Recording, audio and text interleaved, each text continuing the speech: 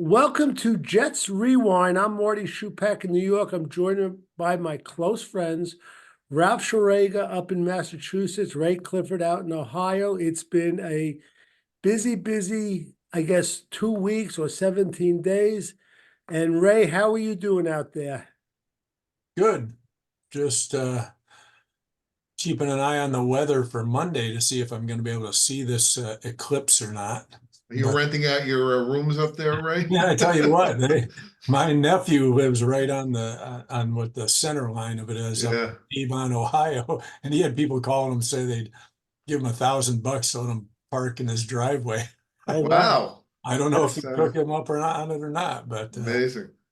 It's amazing. We got eclipses, we got earthquakes here in New York. It's just Yeah, amazing. Marty, I was going to say also, didn't the Statue of Liberty get hit by lightning yesterday? Yes, last So night. here's the thing. We got the Statue of the Liberty, the earthquake, and they say crazy 1,000,000 to 1 things happen in threes. So That's obviously the true. Jets are going to win the Super Bowl. That's it. That's it. And that'd be like the fourth thing. But Ralph, how are you doing? I'm doing pretty well. Like I just figured out that they're going to win the Super Bowl. This is all an omen, so I'm in very good spirits right now. Well, that's good. As the Yankees lost their home opener 3-0. So Are the Mets going to be the 62 Mets again? no, This is they won their last won a game. game. And we'll see what happens. well, the 62 Mets won about 40, so Right. Yeah. But anyway, we're good here to talk about the New York Jets and everything that's going on with them and why that they're going to be in contention next year. You have a whole bunch of things happening. You have Stephon Diggs leaving the Bills. You have some people thinking the Jets are now favored to win the East. Others say no, not yet. But before we get all into that, we have Ralph's classic trivia. So, okay, Ralph, whenever you're ready. well, the one of the hot topics in the NFL this year has been the kickoff, which Ray is going to explain later. So I thought I'd dig into the Jets' history on kickoffs. And this isn't the main question, but off the top of your head, how many kickoffs for touchdowns do you think the Jets have had in their history going back to 1960? Just give me a number that comes to Marty. How many what? How many kickoff returns for touchdowns do you think the Jets have had in their history? I would say We doing this later or right now? No, this is just a Just a pre-question. I'm Yeah. guessing they were in business 1960. It's 2023 season. So that's 63 years. I'm going to guess 11. What do you think, Ray? I think it's a little higher than that. I'm going to say about 25. Earl Christie might have had a lot, but go ahead, Ralph. Uh, it was Dick Christie. Oh, Dick Christie. Yeah. Christie. Go ahead. He had actually punt returns, but Oh, Ray, you're damn good. It's actually 28. Oh, wow. I'm way under. Yeah. I know. When you think about it, that's a little less than one every other year. yeah. And it shocked me too. But here's the question: there's a section between 2001 and 2012 when out of the 28, the Jets had 16 of them, and that's that 11 or 12 year period. Isn't that amazing? We had some good returners over those 2001 to 2012. Now, my question to you is: there were 5 guys who had more than one kick return for touchdown in that era. How many of them can you name? No. And by the way, I got to say this: it's not a coincidence that Mike, what's his name, the special teams guy, the great special teams guy. Yeah. We know who you mean. I know Right? him. Yeah, he's on. We're all getting old. We don't hear remember names. He's back to Denver now. Is he still playing? He's coming back again. Yeah. Those were his years, 2001 to 2012 with the Jets. He was a great coach. Yeah. So 2001 to 2012, 5 different Jets had multiple kick returns for touchdowns, which is remarkable. I mean, that stretch. I mean, it's not that long ago. And No, I know. I got one. There's 2. I can't think of their names, but that's a good question. We're going to come back to that. Remind me at the end. But, we lost Bryce Huff. And then like a little bit after that, we had Jadeveon Clowney in the facility. I wanted the Jets to sign him for a couple of reasons. I've always liked him. He was never what we thought he would be coming out of college. Ray confirms that, but I thought he was very good on the run. And I thought he would have been a good addition, and we wouldn't have to give up compensation. We lost out to Carolina. And then within a matter, I guess, I don't know, 48, 72 hours, it actually was a week ago. I was being interviewed, and about 4:10 or 4:15, the Jets traded for Hassan Riddick from the Philadelphia Eagles, not giving up that much. At this point, I believe he's 29 years old. Is that right, Ralph? 29? Yeah, he is. He'll be 30 at about the start of the season. Okay, he'll be 30. All right, so every position actually has a different lifespan in the NFL, as we know. Running backs have the least amount, or maybe actually Jet coaches have the least amount of life. But anyway, Not this one. yeah, this one, he's like the Teflon Don. Leading a Right, charmed life. Yeah, right. exactly. Yeah, Hassan Riddick, at this point, do you think that they should extend him, or should be a one and done? I think he's getting like $14+ million. He came across like he's excited to be a Jet, but what's your feeling on that, Ray? I think first they'll probably kind of work out something on this contract to lower that hit a little bit, but I would hope that includes extending him. I thought that was a good pickup, especially for what they gave up. I think it was the best pick was one of next year's picks, but as long as it's at the right price. I'm always that way with free agents. If it's at the right price and we can extend them, I like it more than a one and done, because we could have extended Huff cheaply to the last 2 years before this, and they held off. And I understand, there was no guarantee Huff was anything more than a one trick pony with rushing the quarterback, but because we don't know if he was we still don't know if he's an all-around player, and that was a lot to give up to Philly. But I'd like to see. I like Reddick. I think he's actually an upgrade if he's what he's been the past few years in Philly. So if we extend him, that to me would be my first choice anyway. How about you, Ralph? What's your feeling? I definitely would extend him. A couple of things people who are numbers crunchers, and they go with PFF. Well, he slipped a little last year from the year before. The year before he was in contention for Defensive Player of the Year. Last year, I haven't heard anyone mention it. Last year during training camp, he hurt his thumb, and he played the first 3 games with surgery. He had surgery, and he had played the first 3 games of the cast, and he was ineffective. The minute he got the cast off the 4th game, the sacks started coming. So he would have had more to begin with. They also cite that Huff has more pressures per rep, which is also deceptive. Right? We all know statistics can be, because all Huff played on was passing downs. This guy was playing all the time, and he was dropping back in coverage. So of course he's going to have a higher percentage. But Marty, the thing that really, really turned it for me, and you'll love this, is I was watching highlights of him, and of course you watch highlights of everyone, and they look great. I mean, he's clearly super fast off the snap. There was one play in the highlights where they're playing Dallas, and Prescott is rolling to the right, and he's practically at the sideline, and he is going after him, full out, leaps and shoestring tackles him, gets up, and I looked down at the score. Dallas is up by like 20 points, and there's a minute and a half left in the game. And I know, Marty, to you, I love that you stuff. like that. So that showed me a lot right there. Right. Ralph, before we get to the compensation, quick question. Do you think this is going to stifle the progress of Will McDonald at all? Maybe a little bit, but I hear people saying, "Oh, this means the Jets have given up on Will McDonald," which is ridiculous, because Bryce Huff for 3 years was getting 2 sacks a year until last year, and he was a undrafted free agent, and they didn't give up on him, and they think they're going to give up on Will McDonald, whose numbers his first year were exactly the same as Bryce Huff's were the first couple of years. So no, they're not giving up on him. I think he's going to be better, but I don't think there's the pressure on him.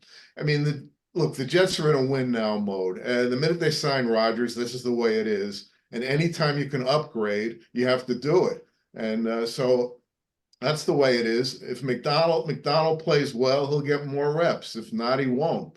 Right. I think it's up to him, really. Ralph, do you know the exact compensation with the percentage of rep? Yeah, it's 67.5% he has to play. And it's not or 10 sacks, it's and 10. And 10 sacks. I expect he'll get the 10 Right. sacks. Right. But So I don't wanna- think, Yeah, I want Ray to start on this. Ray, what do you think about that compensation for him? Where it's a 3, but if he achieves those, I guess, milestones, it turns into a 2 for, was it 2025? 26, I think it is. 26. 26. Yeah, as I was kidding with one of you guys. Yeah, it is 26. 26. It's three drafts from now. I- 24, 25, and then 26. I was Yeah. kidding with you guys saying there might be a chance that Joe Douglas is going to have those picks as the head of player personnel for the Eagles at the Yeah, why not? But Ray, what did you feel about the compensation? Because some Jet fans are out of their minds. They're upset about it. Regardless, it's either 25 or 26 on the picks, right? Not No, just, it's 26. is it a 26 on the third rounder too? Yeah, Both. Yeah. Yeah, I knew it was at least next year. I thought one of them was next year, and maybe it's one of the later ones, but it doesn't matter. I liked it. You know, who Yeah. knows what our situation is, 3 drafts from now. Yeah. But so I was fine with that. I was afraid they were giving up picks this year when we barely had any. So, Yeah, I know. But when I heard it was conditional, then I knew it couldn't be this year. yeah. Marty, any Jet fan, and we love the draft. We want the Jets to get as many draft picks as they can. Every year.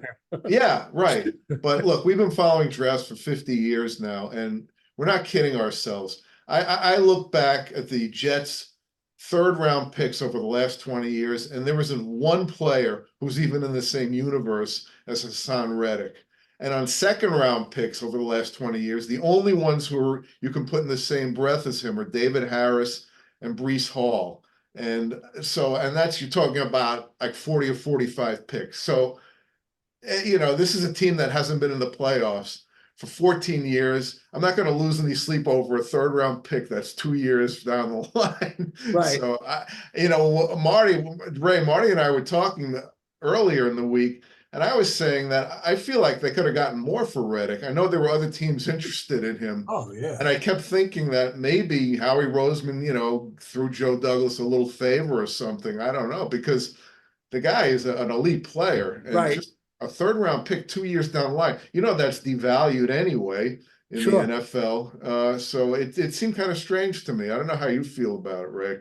I was stunned when I saw, when I heard a third, I thought, hell, we're going to be picking in the first round and in the, late rounds only. And then I saw 20, 26, 25 for the picks. And I was like, ooh, that's pretty cheap, I thought. I mean, I know they were probably dumping salary because they have to pay. Right. Yeah. But I'm with you. I'm like, nobody else would give you more than that. Okay. Well, Do you right. Him being from, originally from Philly, Right. he got a little bit of a, hey, here you go, Joe. Let's do you a little favor. Ralph, what is it? 67.5% of the snaps? 67.5, a little over 2/3. Do you think he achieves that? I think it'll be close. I think it'll be close. I'm wondering I don't think they're going to put a count on it, but I think it'll be close. Look, this I could say, if for some reason the Jets clinched the division, some miracle in the 15th game, Yeah. he doesn't see the field like the last 2 games, maybe for like a You don't series. want him to get hurt. No. Your reasoning. Yeah, Ray. No problem with that. Yeah. Ray, if you were given a choice, would you rather have Riddick, or would you rather them kept Huff? at the price they paid Huff this year, let's try to talk apples versus apples. My whole thing would be plain and simple. If they aren't extending them, then I would have rather stayed with Huff and saved, money and put it towards others. But if they extend him to 2 or 3 years, I think he'll be well worth the investment. I know we didn't pay a lot to get him, but I just think for what we would have saved if we'd assigned Huff, before last season or before the season before, he would have signed for pennies, and that money could have gone to a lot of different things. But if they extend him, I'm all in on Reddick. I just don't want to do we've got enough 1 year, one and done deals right now. I'd like to keep at least 1 or 2 of them around. Okay, how about you, Ralph? What's your Yeah, I agree. I hope they extend them, and it's like I said, this window probably is this year and next year, and whatever makes the team better immediately, and he is better than Huff. He is.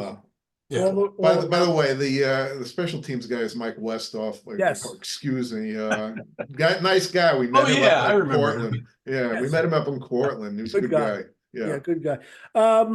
We're kind of at the tail end of free agency, but there's still a lot of guys that are available, and sometimes it drags on till like after June 1st, where a few things change.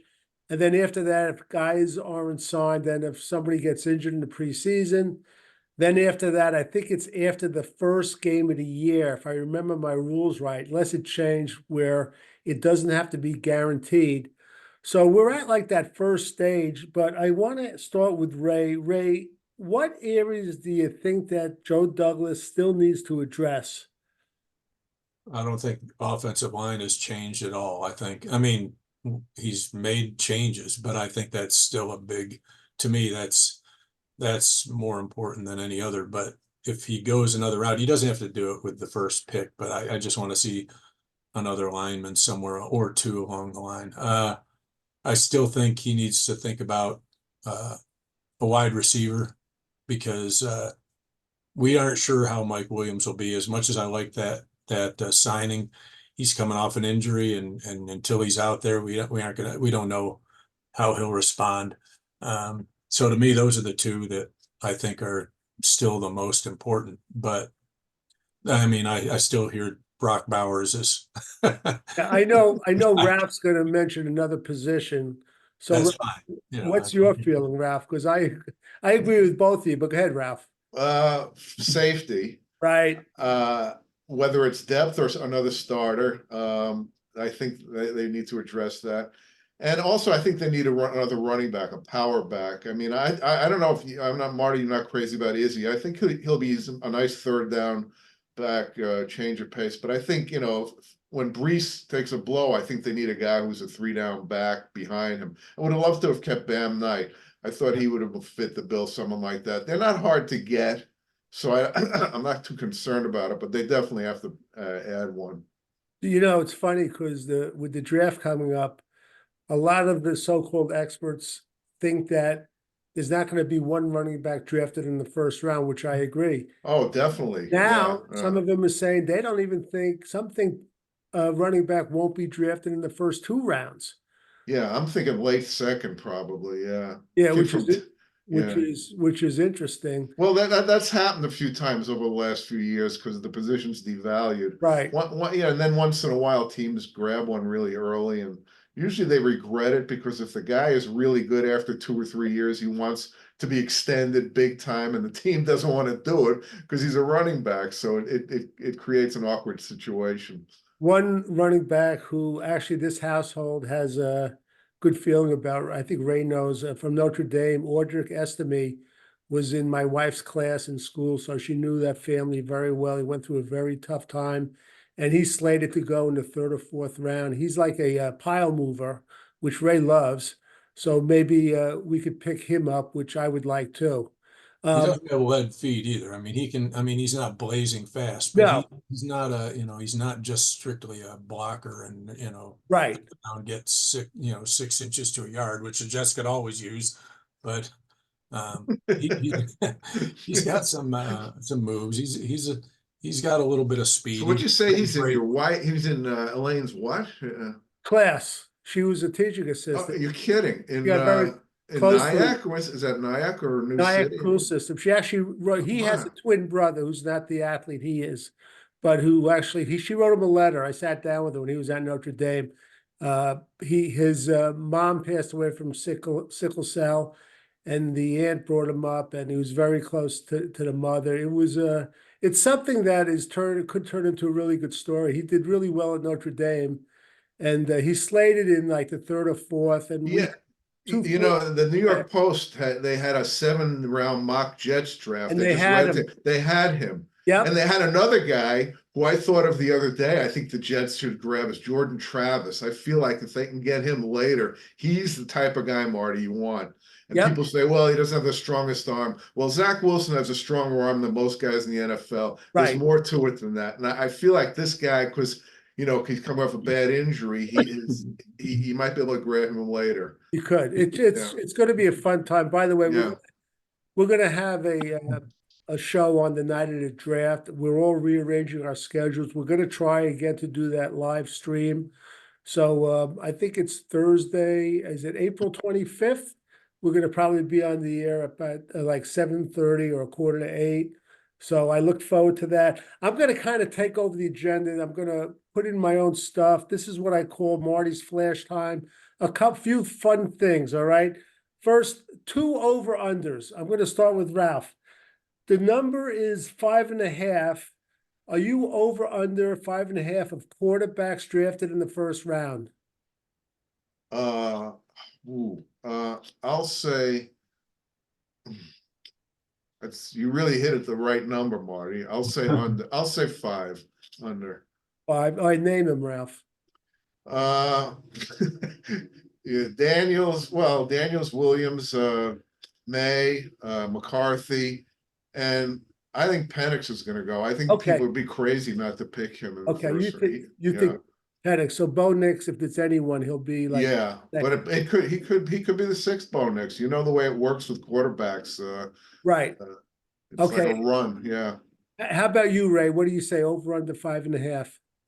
I think teams freak out when they start losing guys that they thought would last to the second round. So I'm going to say 6 because I do think Knicks will go in the first round. I agree with Ray. I think that, I always say quarterback crazy. I'm going to say, yeah, it's over. Another over under, a quick one. We have 5 offensive linemen: Tyron Smith, John Simpson, Joe Tippmann, Elijah Vera Tucker, Morgan Moses. 5 guys, there are 17 games. That's a total of 85 games. I'm giving you a number, 60.5 of games played together as a unit, all 5. 60.5 out of 85. Ray, over or under? Well, wouldn't you just go by 17? There's 17 games in a year. Right. Yeah. But 60.5. 60.5 what? Games. Oh, you're multiplying it by. Why don't you just go by, how many games like for a year? So it would be it would be the same thing. So what would that come to? Let's say how many games? Let's say, I'll say 13.5. 41. Let's 13.5? Yeah, I'll just put 13.5. Yeah. Go ahead, Ray. Over or under? Playing as a unit. To get all of them as one? Under. Starting a game. Over? Under. Ralph? Ooh, Marty, you're going to have some good numbers here. I'm going to go over. I'm going to say under. I got to see him stay healthy. I do too. It just seems so brittle. And, we'll talk about the draft a little bit later, but, everyone is talking about how the Jets are looking for another weapon, Brock Bowers or Roman Dunze. I really want to go offensive line again. I really do. Okay. Here's a quick question. You ready? This is a quick trivia question. It's a kind of a multiple choice and combined with a number. Who has the career record for most starts at quarterback in the NCAA?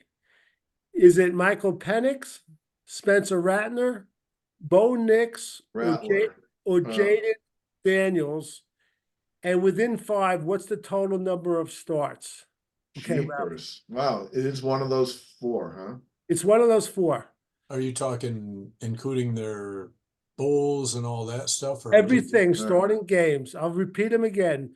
Penix, Ratner, Rattler. Nix, and Daniels. You say Ratner. And obviously we're talking because we're in You're the talking Spencer Rattler. Yeah, Spencer Rattler, yeah. yeah, We're in the COVID rules where they all are playing right. extra Yeah, teams well, and games. Penix, yeah, So Penix. you say Rattler, Spencer Rattler, and No, I don't say him necessarily. I was just correcting you because you kept calling him Oh, okay. Ratner. Rattler. Yeah, Ratner's is a nice restaurant, though. right. Even though, Okay, well, who do you say, Ralph? well, Penix got hurt a lot. I'm going to go Bo Nix. A number within 5. Holy cow, within Order. 5. 40. Okay. 40. 40. All right. And Ray, what do you say? I'm gonna go with Daniels. And I'll say 48.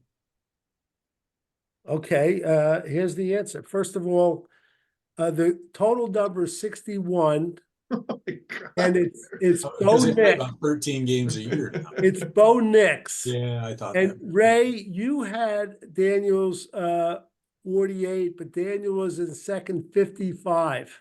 Okay. That's I good. thought Just that was low too. just so you know, Bo I Nix, had them like 13 and they might have played. how right. many? Bo Nix 61, Michael Penix 49, Spencer Rattler 48, Jordan Daniels 55.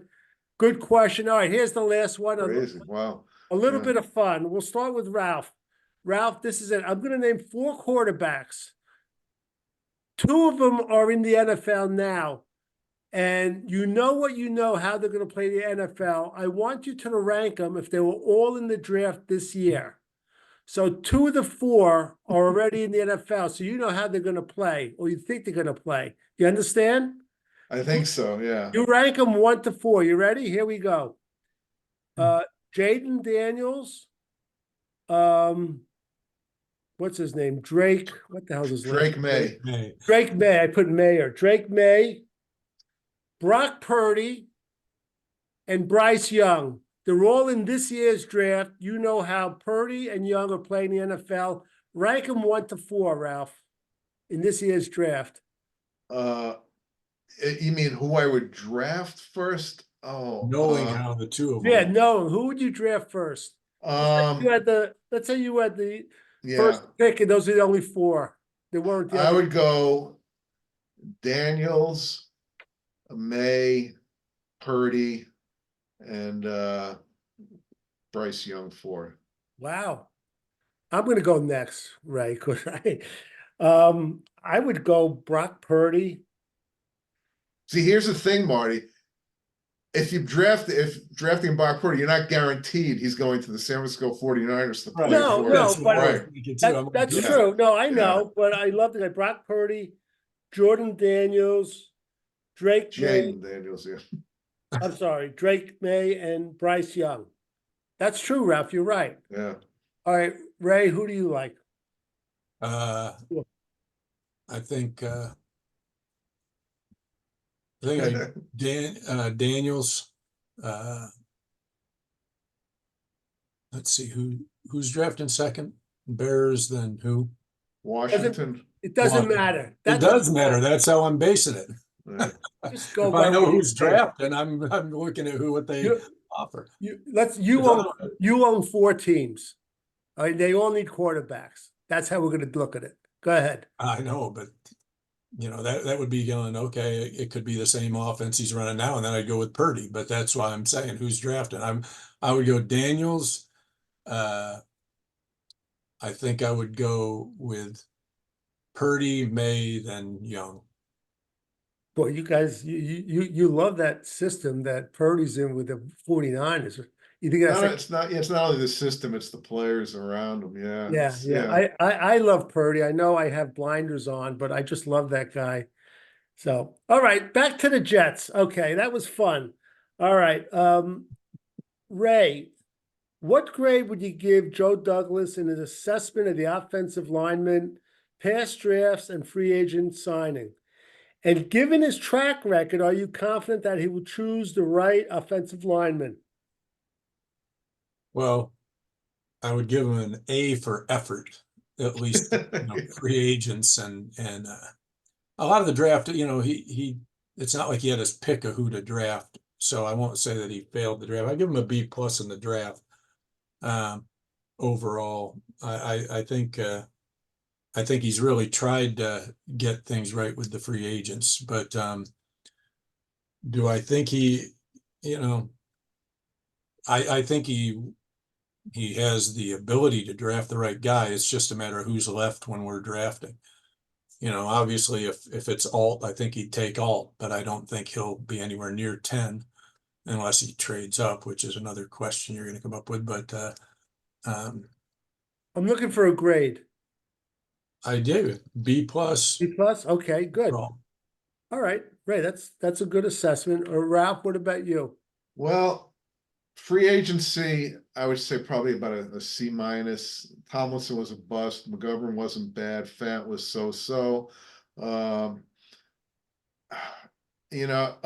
Moses, the first time around wasn't a bad pickup. The draft, I know, Marty, you're still talking about Tristan Wirfs and how that he should have taken him over Becton.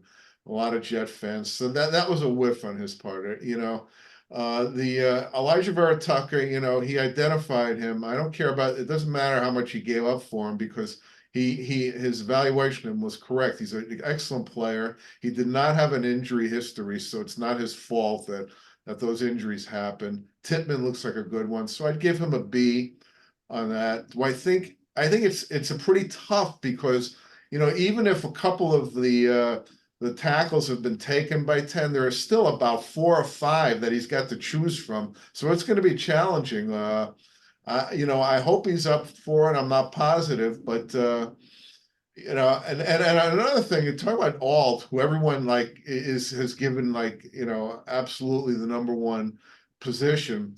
I was watching clips of all those guys, and I saw Alt get beaten on some speed rushes. I wonder if he's vulnerable to that.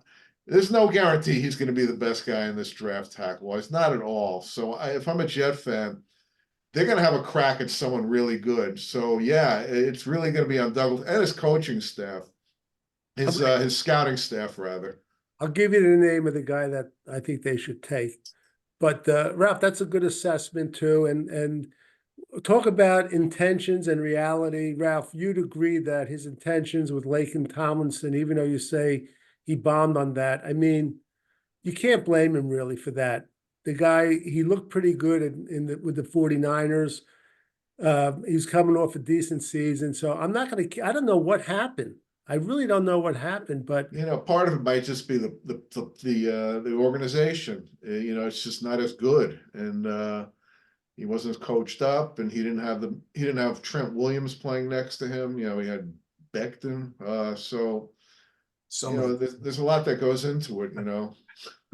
yeah, that's right. Becton, you had Tucker, you had Becton's still out there, Marty. everybody, and We're gonna get Becton and Zach Wilson back, Marty, just for you.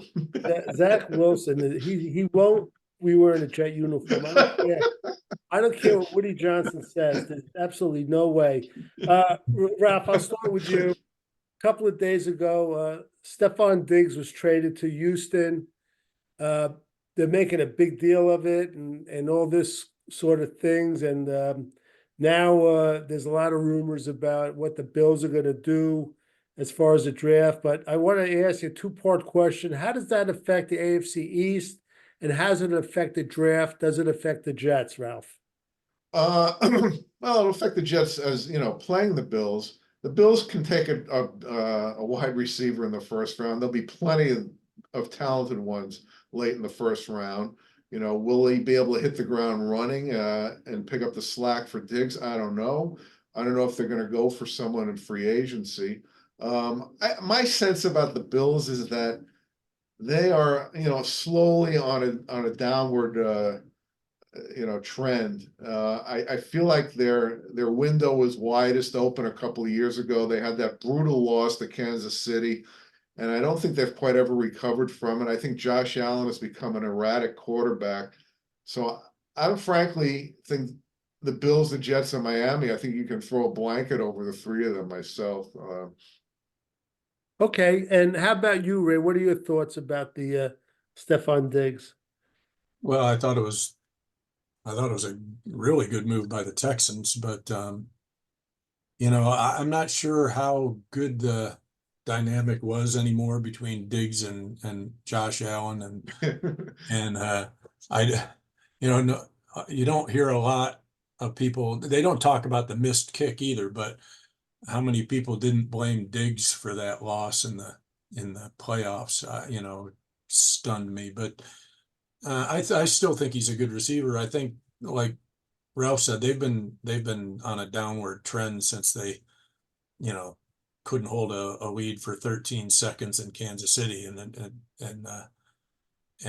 I think that was their best shot back then of actually winning it all. But I think it just brings them into the pack, which I felt like Miami, if they could, at times last year, I thought Miami was the best team in the division. Not by any means were they the best team in the AFC. I didn't think they had the defense for it or anything. But I think now it's more of a if we play up to what our potential, I think it's a 3-team race. But we got to show we can stay healthy and that we can Right. score some points. But Yeah. I don't think it's the Bills are done though by No. any means. I think there's still a team that could Right. still go quite a ways. So The, yeah, we're gonna get into the draft, and I'm gonna skip off to Ray to explain the new rule, but I just want to mention the draft. What I see and what I hear is that it has a good load of offensive linemen and receivers. But the offensive lineman, from what I see, is top loaded in the first and second round. So, in other words, I think you could get a better quality receiver in the third round than you could an offensive lineman. That's my feelings. Mhm. But I want to go right to Ray. There's a new kickoff rule. Then we're going to get into the draft. Ray, can you explain in some good detail and shorter, rather than longer, and explain it so your friend Marty could understand it, like you're talking to a golden retriever? What is the new kickoff rule? well, first, um, one of the questions is it gimmicky or good? I think it's good. I think it's good for the game, and I think it's good for the fans. Um, Basically, the rule is this: they're still kicking off from the 35, but the defending team, the team that is running down the field, now lines up at the 40 of the opposition, meaning they're 25 yards closer. Now, the one difference of that is they don't take off running right away. They can't take off running to tackle the guy until the ball either hits the ground or the guy catches it in what they call, I think, the return zone or something like that, which is between the goal line and, wherever he lines up, but in the field of play.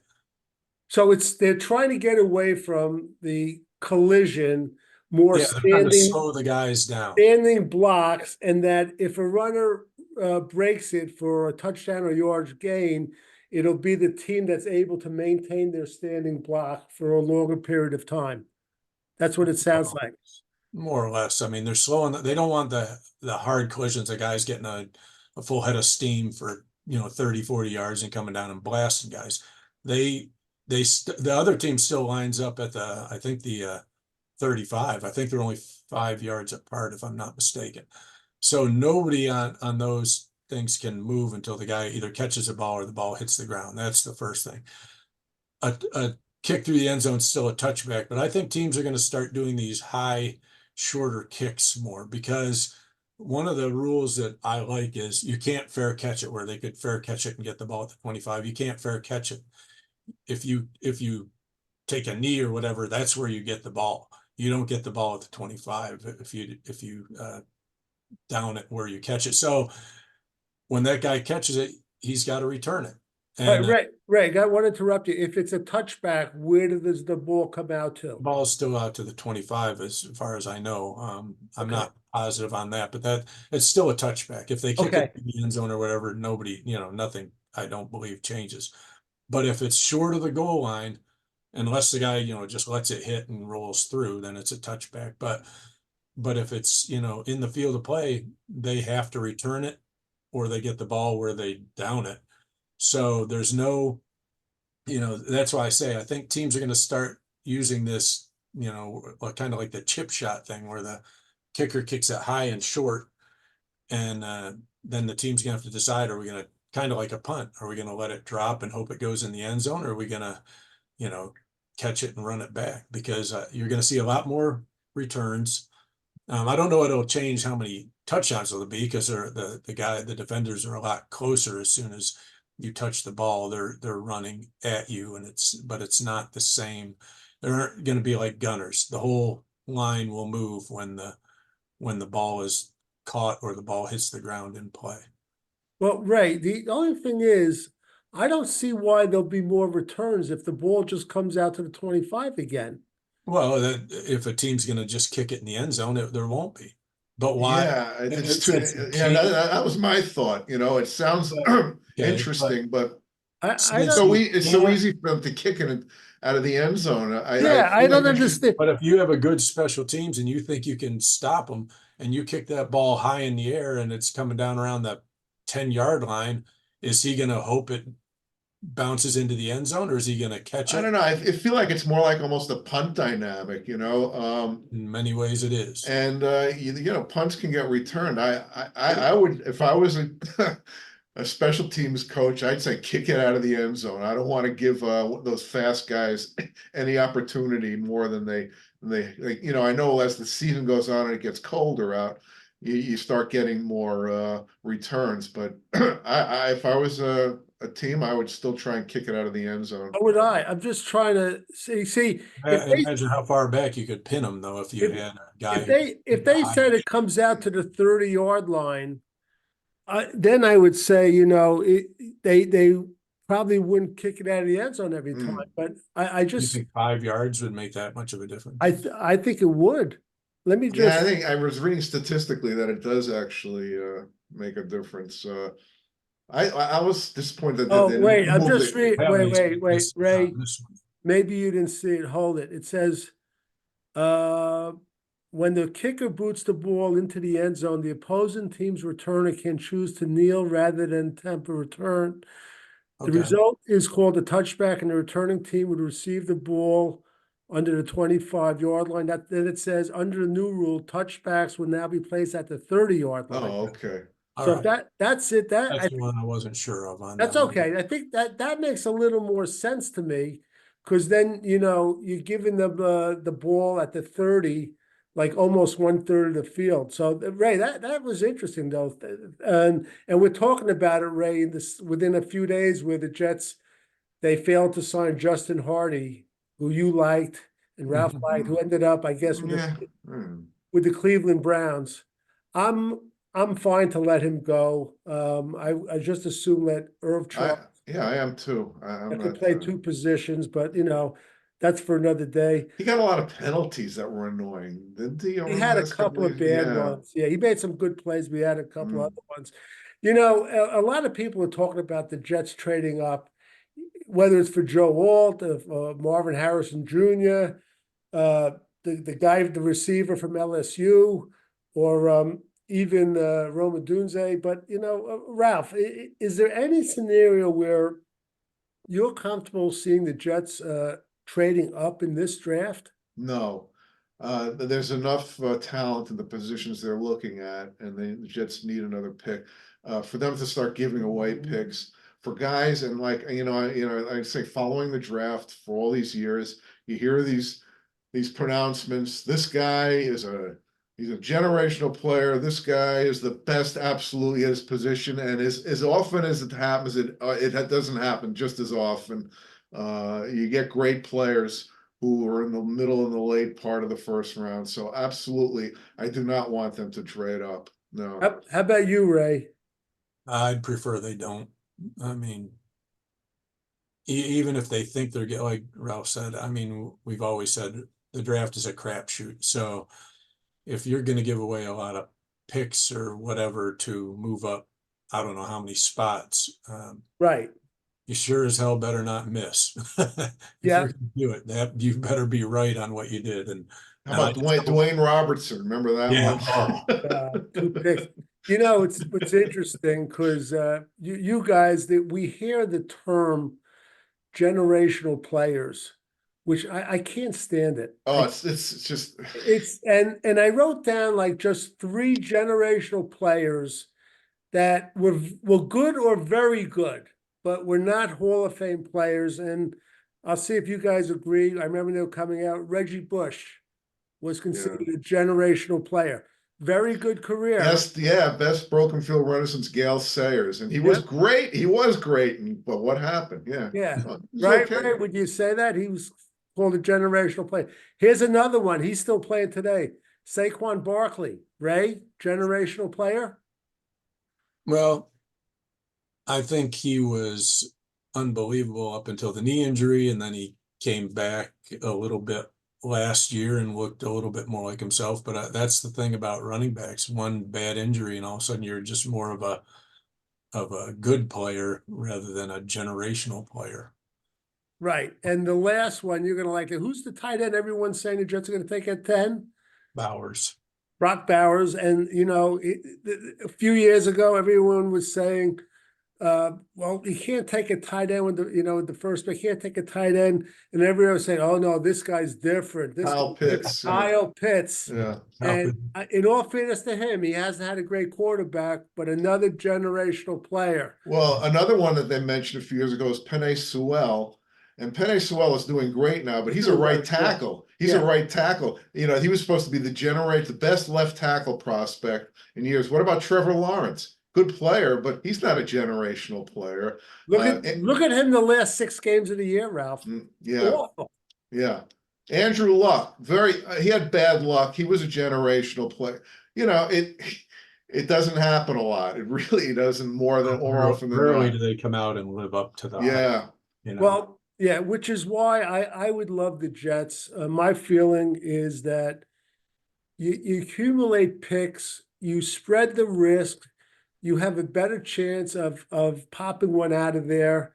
And I mentioned I'm going to name the offensive lineman. I've been following the film of this guy from Washington, Troy Fontenot. Mm-hmm.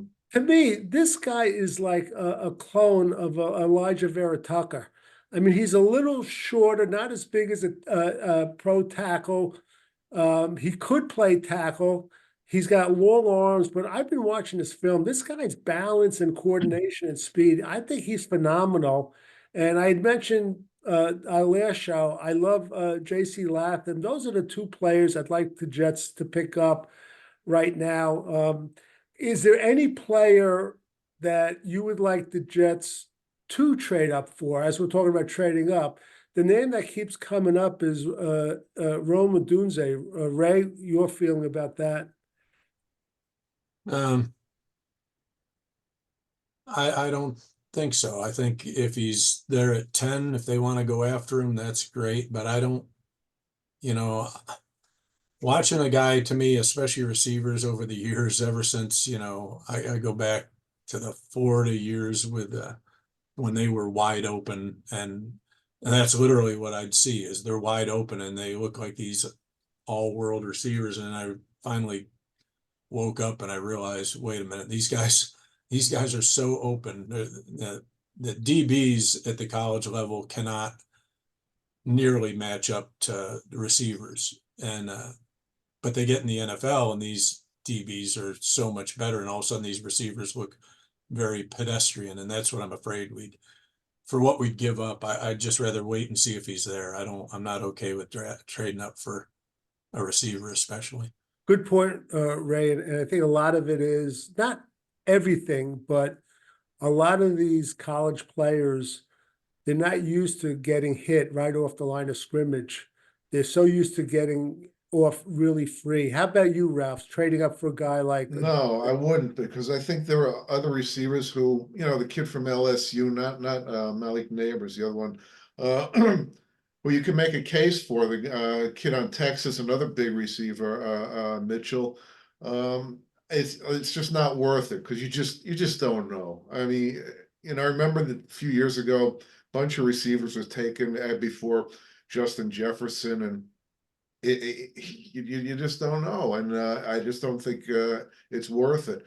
Even for Marvin Harrison. Do you think if Marvin Harrison's name were not Marvin Harrison Jr., he would be getting this guy? I mean, he's good. He's really good talent. But I think that adds to it. But man, when I yeah. watched him, Ray knows him. Go ahead, Ray. Give us your. I'll be surprised if he doesn't pan out now. Yeah. You know, how good, nobody's sure, but he made some plays at Ohio State. And I was just like, he's definitely, I think he's shown, at least college wise, he was above his dad as far as just pure talent. But you know, you get in the NFL and you get these DBs who can lock guys down and make everybody look different. But I do think he'll be really good. I wouldn't even trade up for him though. I just Right. And you know, his father in Lance, you know, spends his career with Peyton Manning. Yeah. If we don't know who Marvin Harrison Jr. is going to spend his career with, it could be Bryce Young, you know, someone like that, or Zach Wilson, you know, Right. which is why Garrett Wilson really, I hear people say he's not an elite receiver, and saying we have no idea. Right. Because he has never played with a quarterback or an offensive line. Just give me this year with Rodgers healthy, and we'll have our With answer. a line, yeah. Yeah, we're going to get to this great new topic that Ralph instituted a couple of weeks ago. Who do you take? But I just want to mention while we're on receivers, because Ralph mentioned Adonai Mitchell from Texas. I actually like this Xavier Worthy. He's very, very skinny. He's fast, but there was a knock on him with drops, but he had a broken hand like last year. And one thing you have to consider with these Texas receivers, the quarterback Quentin Ewers had a reputation. He wasn't that accurate long. So that takes away a little bit from the receivers, but it is a very strong class. I happen to love Ladd McConkey from Georgia. He's like one of the best route runners I ever saw. Unfortunately, if the Jets move up into the second round, which I'm hoping, I've seen a lot of mocks now where he's going at the end of the first round. So whoever gets him is getting a good play. I really like him. All right, Ralph, who do you take? My favorite feature. Just a couple of names I'll throw out receiver-wise. Xavier Legette from South Carolina. You know, he's a late bloomer because he was a quarterback in high school, but he looks like he's very interesting. And as far as the offensive line goes, Marty, I agree with you on the kid from Washington. I like the kid from Oregon State, Fuego. I think he is an absolute grinder, that guy, and he's very physical, and Right. so you know, who knows? But what we do know is, who do we take? We're going back in Jet history. There's Mr. Peabody and the Wayback Machine. That's it. And Yeah. we're going to throw a couple of names at you. The first one are a couple of bookends who actually were teammates. Oh, boy. Wayne Corbett and Lavernius Coles. Who do you take in their Jet career? Ray, we'll start with you. Oof. You mean knowing what they did, or when they were coming out? No. Who do you think had a better career with the Jets? Who would you take? Yeah, I like Corbett because he's just that third down guy. He was tough. I liked him. I like them both, actually. I like Corbett too. I thought he was some player, but I love Lavernius Coles too. And I was so happy they got him. He had some issues in college, I think, from shoplifting, and which, you know, who hasn't shoplifted, Ralph? I mean, I remember when I was 10 years old trying to take baseball cards from Tim. I remember reading though that he took the blame for Peter Warwick on that he really wasn't. Right. Which, and speaking of guys who were supposed to be all world, and yeah. Peter Warwick. What about Tony Mandarich?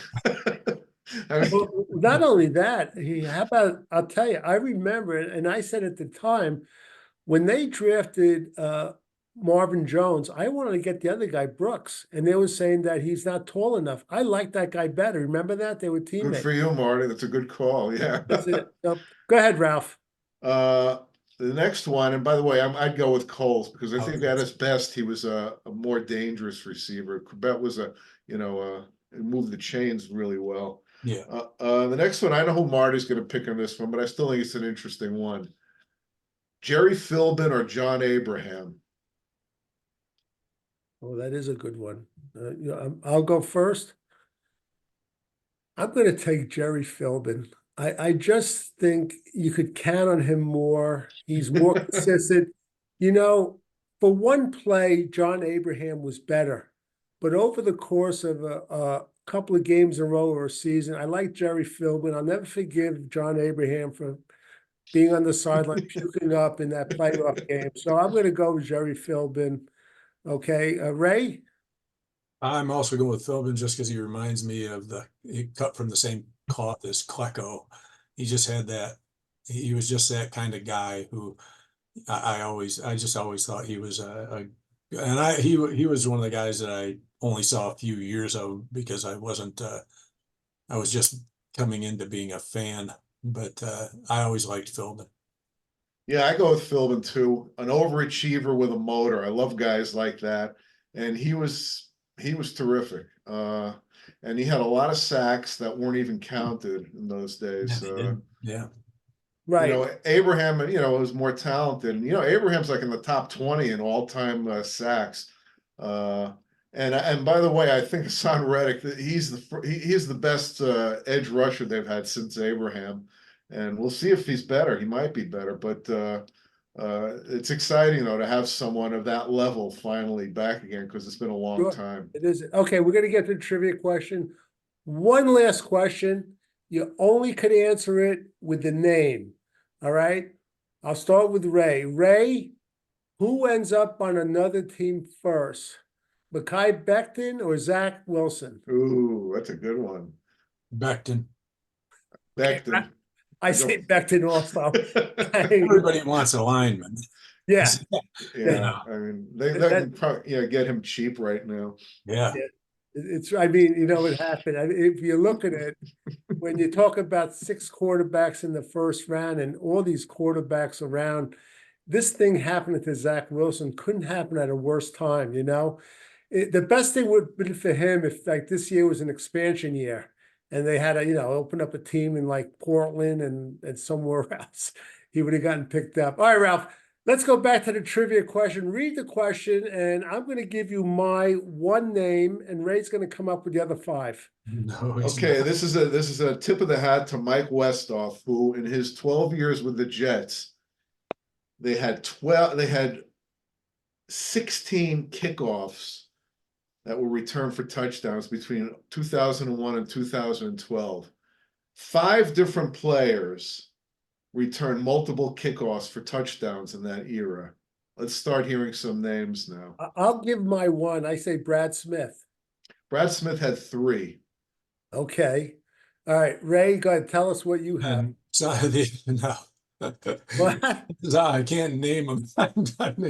Guy who left for Buffalo that was our Oh, yes, he was all pro. I know who you mean. I thought of him, yeah. You're not talking about Roberts, are you, Andre Yeah. Roberts? Yeah. That was after. That was after. That was not in that era. But one of them was a guy who actually, I'll give you a hint. Begins with a C. He returned a kick for a touchdown in overtime to beat Buffalo in 2001. He had a couple of them. Whatever. The ones that Chad Morton. Chad Morton. Chad Morton. Yeah, that's the guy I was thinking of. You're missing a guy who is second all time in kickoff returns for touchdowns. I cannot believe you haven't thought of this guy. Hang on. And we're not checking the internet. I'm being honest. Clearly. How naive I am with you guys. What fun is it if you cheat? But You're right, yeah. Unless you're the Patriots. I'll tell you what, give us the other 2 and we'll work on the last one, Ralph. One of them, a hint on this one is when you hear this guy's name, you'll probably throw up. John Abraham? No, Joe McKnight. Oh, I know, Joe McKnight, yeah. You'll probably throw up. Yeah, you got that one. The late, let's give him The late, yeah. the late Joe McKnight. And the other one? The other one who returned 3 of them was Justin Miller. Oh yeah, that's right. I remember that. That's the only thing he did. All right. Exactly. Yeah. And the guy you're missing who has 8 in his lifetime, and the all-time record is 9, is Leon Washington. He had Oh, 4. that was so obvious. My favorite Jet. Yeah. Marty's favorite. Oh my God, I Oh, can't believe I man. missed it. I think he's still on the Jet staff. Yeah, he is. He Which is is. good. Isn't that amazing? He has 8 in his lifetime, and the all-time record is 9 by Cordarrelle Patterson, who's still playing. I had no idea he was like right there, the all-time. So He then had, he had it for a he while. had 4 more, yeah, after he broke his leg and went elsewhere. He should have kept him. You know, it's a Yeah. shame. They That should have. was really sad. That whole Did- scenario. He was was sad. he was a 4th-round pick. Is that right? That's right. He was a And 4th-round pick. That's the lucky Jets 4th-round pick. Yeah, yeah. And We they have have 2 of them this year. Yeah. This year, so we'll see if they keep him. I have a feeling. My feeling is, I had sent you the draft order. I think it came in gobbledygook. I don't know if you saw it. Yeah, it did. Yeah, I saw it too. But one of the things I wrote down is that Denver does not have a Second round pick. Yeah, I Yeah. know that's significant. Yeah. Yeah, but the things I was thinking of, if the Jets move back like 11 or 12, they're never going to get a 2nd-round pick. No. Might get a 3rd, but they might end up giving like a 3rd and maybe the other 3rd and another 4th to move up to the 2nd round. And I don't know if it's worth it. I don't No, know. that's too much. But I was running through those scenarios, and that's exactly was my thinking too, Marty. Get another 3rd from Denver, and then package a 3rd and a 4th, I think, and you can move into the later in the 2nd, something like that. Yeah, which would be, I don't know, later in the 2nd. I don't even know if it's late in the 2nd. You don't think it's worth it? I don't know if it's worth it. I mean, you got receivers, like I said, unless you can get one of those linemen. Well, I guess it comes down to if Joe Douglas sees the guy he wants, and Right. he doesn't think he'll That's right. last. You know, that's Yeah. By the way, as far as the kickoffs go, there were 2 other guys who actually returned 1 each. Surprisingly, one of them was Jericho Cotchery. Do you remember him returning a punt kickoff for a touchdown? Vaguely, yeah. He's not the type, even though I love the guy as a player. Another One of- 4th-round pick. One of the classiest guys you ever want to hear. Such a nice guy. I would love to get a receiver like him in the 3rd or 4th round this year. That would be great. Be great. Be great. The other one was a guy named Jonathan Carter. Do you remember him? Vaguely. Yeah. Ray, does he bring a bell? That's funny. Right. I'm not even sure. Jonathan Carter. Yeah, vaguely remember him. All right. Anything else, Mr. Ray Clifford? Anything you want to add to the draft, or Hassan Reddick, or Bryce Huff, or Zach Wilson? Anything come to mind? One interesting thing that because Ralph had brought it up earlier, the Travis, what's his name, out of Florida State, that you said you would. Jordan Travis, yeah. Jordan Travis.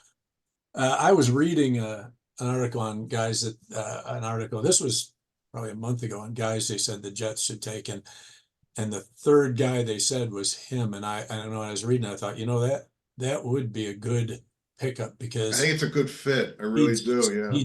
He'd have no problem sitting behind Rodgers for a year or 2, learning, the system. He's athletic. He can move around. He doesn't have a huge arm, but he doesn't. And he's not super tall either, but that doesn't matter. We've learned our lesson with that kind of stuff, Anymore, that doesn't really. Well, I haven't. I still like the taller ones, but I'll say this. How tall is Brock Purdy? He's not that tall. That's true. I love Brock Purdy. But Travis, though, from what I'm reading, okay, I don't think he's going to be there in the 4th round. I think he's a 3rd-round pick, even though he's injured. I think whoever takes him is going to sit him. It could be a number of teams, but if we get that 2nd, 3rd-round pick, I would love to get him too. But I don't think you'd take a guy coming off a major injury thinking he's going to step in and start. I think no. But there are teams that will have him sit. Yeah. For instance, why wouldn't Seattle take him in the 3rd round too? Yeah. He's like a Russell Wilson type 3rd-round pick. Yeah. 3rd-round pick. He's not going to play. We know that Geno's not going to last that much longer. Yeah, he seems like Geno's like year to year, even though he had an extension. Yeah. We'll have to see. All right, so great points, guys. So we're going to probably try to be on the air one more time before the draft for Ray Clifford. Draft show. we're gonna have a draft show, and I gotta work on it live. We've got to get the little kinks out, but we're gonna. Marty, you bring the guacamole, all right? That's your I job. sure will. Forget about the technical stuff. No, I won't. Okay, I need a IT person. Ray Clifford, Ralph Schrager, and Marty Schupak for Jets Rewind. Until next time.